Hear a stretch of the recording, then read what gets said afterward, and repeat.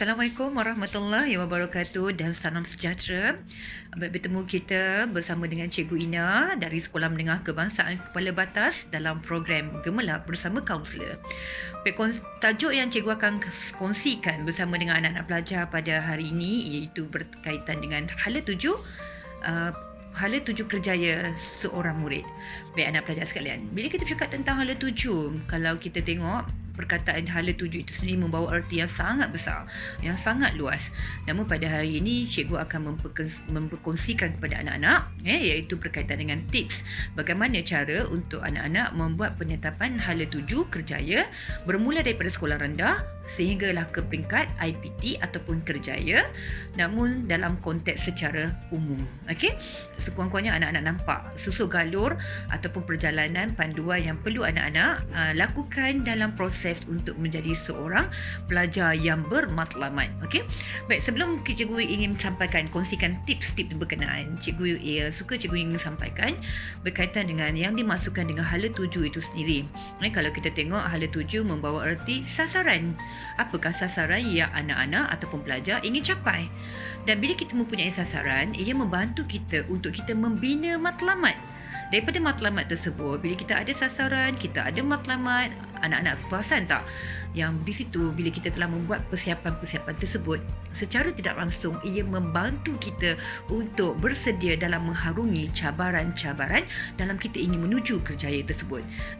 Baik, yang kedua, kalau tadi kita berkata apa yang dimasukkan dengan hala 7. Yang kedua, penting ke bina matlamat ataupun hala 7 tersebut? Sangat penting anak-anak, kerana ia ibarat kata kita meletakkan lampu jalan dalam perjalanan kita untuk kita mencapai hala 7 kerjaya masa depan kita. Yang ketiga, anak-anak kena faham di peringkat bila yang perlunya kita buat hala 7. Seawal di peringkat sekolah rendah, sekurang-kurangnya kita mesti ada satu kerjaya. Apabila naik ke sekolah menengah, di peringkat menengah rendah, kita perlu juga buat ketetapan, kerana di tingkatan 4 nanti anak-anak perlu membuat pemilihan ke aliran mana anak-anak ingin tuju. Dan berada di tingkatan 4 itulah bila berada di peringkat aliran tersebut, anak-anak kena faham aliran itu akan menentukan adakah pilihan kerjaya anak-anak masa di sekolah rendah tadi sealiran ataupun tidak. Kalau anak-anak kamu berada di aliran yang betul, seperti mana kerjaya pilihan kamu, contoh untuk jadi seorang doktor mesti berada di aliran sains.